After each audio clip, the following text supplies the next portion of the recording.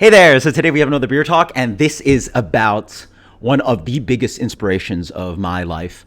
I guess with the beer channel, my career, with my education, beer tasting, all this other stuff. And this actually has nothing to do with beer, so it's actually really interesting. This is actually just inspired because I was just watching a really awesome video of Gary Vaynerchuk doing Wine Text TV, which is his new channel. And yeah, so let's start off. So who is Gary V? Who is Gary Vaynerchuk? So Gary Vaynerchuk, history-wise, I believe, started working in the wine industry as a teenager for his father's wine store in New Jersey. He then continued to start a Wine Library TV, probably one of the early people to just review liquids on YouTube. We're talking about, if I go on YouTube right now, I just went all the way back and probably when I was watching these videos, 18 years ago. So 18 years ago, I'm going to be 36 this year. Literally, I graduated high school in 2006. So literally when I was like 16, 18 years old, he started a wine channel. And very much what I do in the format of the beer thing. Talking about specific wines, breaking down flavor profiles. And this is talking about the early ages of YouTube when I was watching YouTube. I really liked YouTube. I guess that's why I have a YouTube channel. And then also, I never drank wine. I didn't really grow up in an Asian household with much alcohol around. Hell, I didn't even I was a college kid drinking at some point and doing all that kind of stuff. But I didn't really like beer until years before. I didn't catch the beer bug until 2012. So like 22, way past when I was watching these videos. And it's just very strange how this journey goes of why I was watching, I've never really gotten into wine. I never really drank wine. And then I'm on YouTube watching this guy talk about wine. It's just like these things just never connected and made any sense. And all of a sudden we're, bang, all these weird years later, I'm an advanced cicerone. I have a YouTube channel. I've been doing it for 10 years. Like, it's just like a very weird combination. And it's just like, I guess it all just sort of ends up clicking for me. And that's why I wanted to do the video for you guys. So what makes it work? Well, part of it is just, he's an exciting person to, talk with you. And by the way, if you guys don't know, he also does this other like inspirational talk and social media, the blah, blah, blah, blah, like all this other kind of like SEO and whatever other stuff. But I'm just talking about the wine stuff. And so I never really got into wine despite watching his videos. You think it would inspire me to be like, bang, I'm going to buy some of these wines and try them out and, do that thing. No, he was never a direct inspiration like that. But what it was what I liked about the channel is that I'm somebody that can just talk about flavors and relay information in a passionate way with great adjectives. And I think that's what, caught the bug. And that's sort of like I find so much, I hope Gary Vee actually gets to watch this, so much similarity and analogy between what he does and what I do.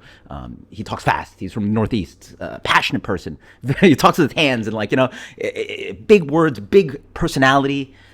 And also just big tasting notes. If you guys don't know, he's been on Conan O'Brien and Jimmy Fallon. And there's this awesome, you gotta find out late night with Conan O'Brien, where he's literally just like having Conan O'Brien shove grass and soil and lick wet stones. And that's exactly what I love. Like these strong adjectives with these obscure, weird, like they're pure for wine, but for laymen, they come off weird. Same with beer when I talk about cat pee and Band-Aids and plastic and gasoline, right? These are very, barnyard funk, horse blanket, these crazy descriptors, but they're part of the vernacular of beer. And he has, there's vernacular for wine as well. And for laymen, they come off weird, but like these are in some ways great descriptors, especially the ones I like to pick, right?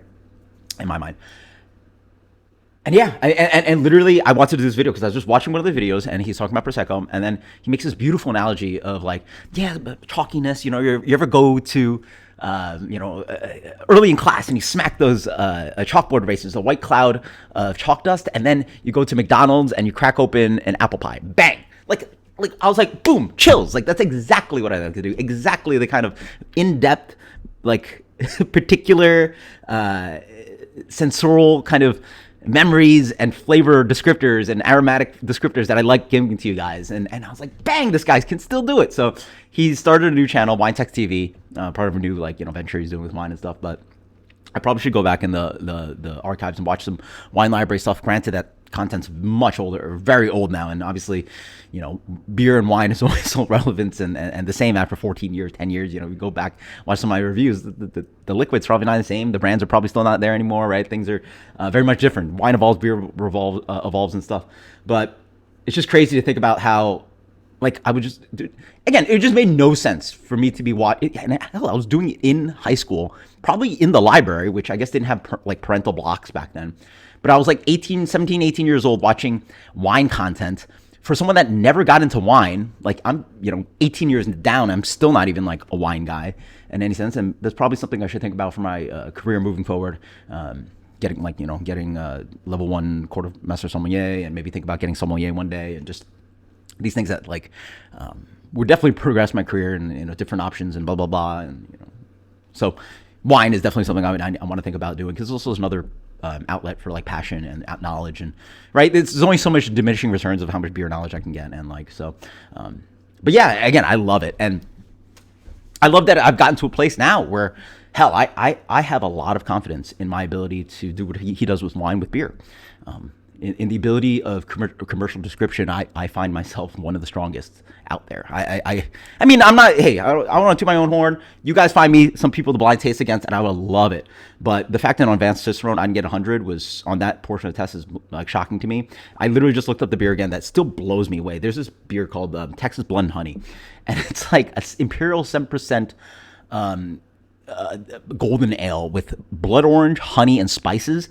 And boy, did I knock down those specific descriptors into the Advanced Cicerone test. And then I just like, and when I found out the beer and I looked it up later, I was like, golly, like, Darwin, like, how did you get that? Like, a beer I've never tasted before, not even a common, like, combination of flavors. Like, sometimes it's like, oh, well, that's a Belgian Vit beer. Maybe I haven't had that Belgian specific Vit beer before, but it's obviously corn sour orange peel, unmalted wheat, coriander, right? Like, it's a recipe that's done. I don't think I've ever had a Imperial Golden Ale with blood orange, honey, and spices added, but somehow I picked those bang. I'm like, I don't know, I guess I'm tooting my own horn, and that's like, I always talk about humility. I'm not doing the humility thing right now, but yeah, and it's so crazy to think about, like, man, he's still so good at what he does, and it was such an inspiration just watching this stuff at like 18, 19 years old, and like never even getting into wine. But then eventually, like, I got the beer bug, and then like, now I go back to the Gary V videos, and I'm like, like, I guess that planted a seed in me like 18 years ago, and then like, even then I didn't get into industry like half a decade later, didn't do the Cicerone until almost a decade later, right? Like, it's just like, it's a weird confluence of events and inspiration, and like, I guess you guys posting comments below, like, was there something weird like that where you were, like, what you do now is all of a sudden you go back, you're like, oh wait, like, that was something that inspired me, but I never thought about it, and it never like even like immediately inspired me, right? Like, it would be one thing if I got into the Gary Vaynerchuk videos and then like immediately started like, oh yeah, like I could buy some wine and learn how to taste, and boom, boom, boom, boom, boom.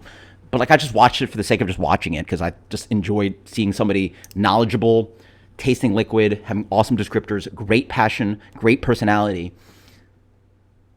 and the wine didn't even matter, and I still haven't gotten into wine, right? Like, it's crazy to think about. So. Posted comments below.